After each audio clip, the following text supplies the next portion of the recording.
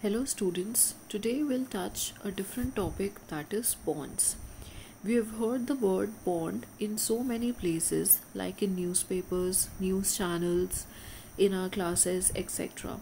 So what exactly do we mean by bond? Bond is simply a loan given to a company or government by an investor.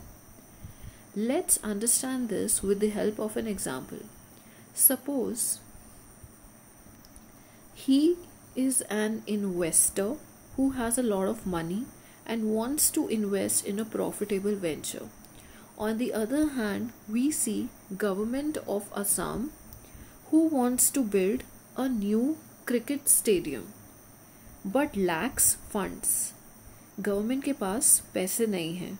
So government decides to issue bonds to raise the money, and each bond is basically a loan which Assam government promises to pay back. So government of Assam बहुत सारे bonds issue करती है और हर bond की face value या फिर principal amount है ₹10,000 जो असम गवर्नमेंट को वापस इन्वेस्टर को देनी होगी in 10 years. Now, to make this loan more attractive to investors, the Government of India agrees to pay annual rate of interest of 5%, which in the bond world is also known as coupon rate. So basically, Assam government बोलती है कि हम आपको आपका principal amount which is ₹10,000 वो तो वापस करेंगे ही, साथ में आपको हर साल additional ₹500 भी देंगे. ₹500 is 5% of 10,000. So investors तो attract होंगे ही because उन्हें अपना दिया हुआ amount 10,000 मिल रहा है और साथ में हर साल ₹500 additional interest भी मिलेगा. So for investor it will be an profitable deal. So finally, investor buys the bond at the principal or face value for ₹10,000. तो इन्वेस्टर गवर्नमेंट ऑफ असम को ₹10,000 दे देता है एंड इन रिटर्न वो बॉन्ड ले लेता है जिसमें लोन की सारी डिटेल्स होती हैं, जैसे कितना इंटरेस्ट मिलेगा इन्वेस्टर को, किस डेट पे सारा प्रिंसिपल अमाउंट उसे वापस मिल जाएगा, जिसे कहते हैं मेच्योरिटी डेट.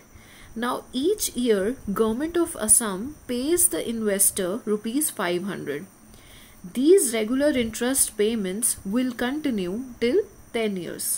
हर साल इन्वेस्टर को एडिशनल ₹500 मिलते रहेंगे जब तक मेच्योरिटी डेट नहीं आ जाती.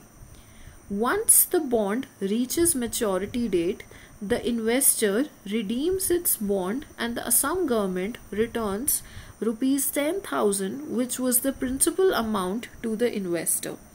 जैसे ही मेच्योरिटी डेट आ जाएगी, गवर्नमेंट ऑफ असम जितना लोन उसने लिया था इन्वेस्टर से वो वापस कर देगी.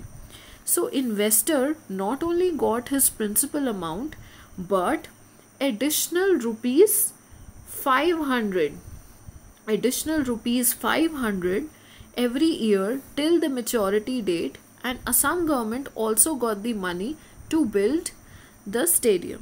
Alright?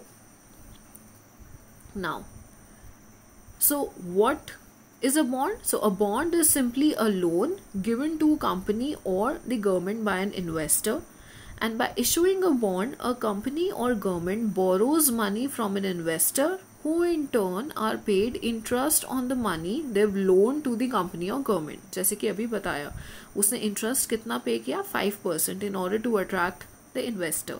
Now this makes a win-win situation for both the investors and the company, since the investors generate an additional income by receiving interest payments while companies or government fund their new projects or ongoing expenses. ये दोनों parties के लिए बहुत profitable है क्योंकि investor को अपना principal amount भी मिल रहा है और साथ में एडिशनल इंटरेस्ट भी मिल रहा है, और गवर्नमेंट को on the other hand funds मिल गए जिससे कि वो अपना स्टेडियम बना सके. Alright, So what are the basic characteristics of a bond? Number one, we get regular scheduled payments. और वो ₹500 हमको हर साल मिलता रहा. Secondly, return of invested principal, additional investment payments भी मिलती रही और साथ में पूरा का पूरा जो प्रिंसिपल अमाउंट जो मैंने लेंड किया था वो भी मुझे वापस मिल गया. इसीलिए ज़्यादातर इन्वेस्टर्स बॉन्ड में ज़्यादा इन्वेस्ट करते हैं, बिकॉज प्रिंसिपल अमाउंट तो रिटर्न होता ही है बट साथ में रेगुलर शेड्यूल्ड पेमेंट्स भी मिलती रहती हैं.